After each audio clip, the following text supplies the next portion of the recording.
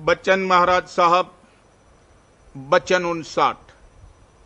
मन इंद्रियों का दमन करना और आपे को छोड़ना।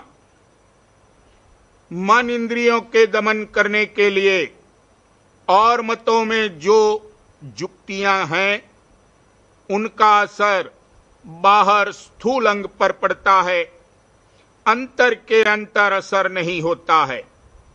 मसलन मरीज है, उनके फोड़े का इलाज हो रहा है, अगर सिर्फ बाहरी मवाद खारिज किया जावे और अंतर के अंतर जो कील है उसको दूर करने का इलाज और इंतजाम न किया जावे, तो फिर वो फोड़ा जैसे का तैसा हो जाएगा।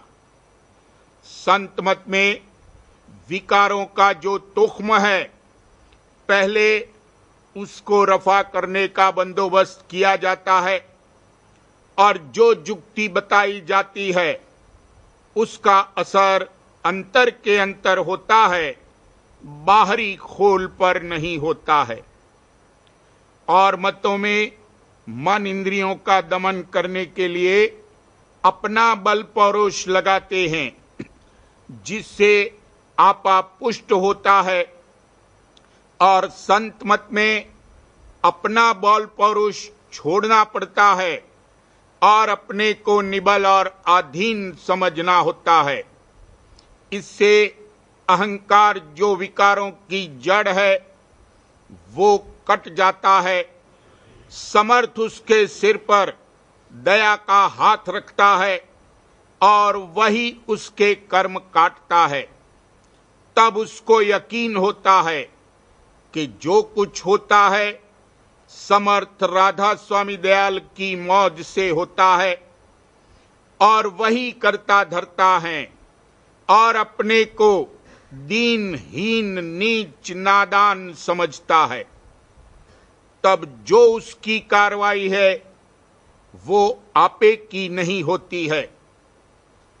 जब ये अपना आपा छोड़ता है तब कहता है और पुकार प्रार्थना करता है कि मुझ में कोई गुण नहीं है, मैं नालायक हूं। हे राधा स्वामी दयाल, आप ही ने शरण में लिया है और आप ही को मेरी लाज है, जैसे तैसे मेरी नाव पार लगा दो। मैं नालायक हूं, इसमें कुछ शक नहीं, दया जो करे प्यारे अचरज नहीं। कसूरों को बख्शो मेरे हे दयाल, गरीबी पे मेरे धरो अब ख्याल। दया के भरोसे बने सब कसूर, मेहर से देओ बख्श आली हुजूर। मैं तुम्हारा हूं और तुम हो मेरे सही, पिता पुत्र का नाता पूरा चही। पिता तुम हो और मैं हूं बालक समान, करो मेहर दीन और निबल मोहे जान। जब इसकी चाह दूर होती है तब हर जानिब करता धरता राधा स्वामी दयाल को देखता है और मगन रहता है, और जब तक अपन पौ है वृथा आपा ठान कर दुखी सुखी होता रहता है। कहने का मुद्दा यह है कि राधा स्वामी दयाल जीवों पर अति दया करके कुछ ख्याल इसकी करनी का न करके कर्म काटते हैं और मेहर से निज घर में पहुंचाते हैं। जीव से कुछ नहीं बनता है। अगर करनी और मेहर का मुकाबला किया जावे तो गोया किनके और पहाड़ का मुकाबला करना है।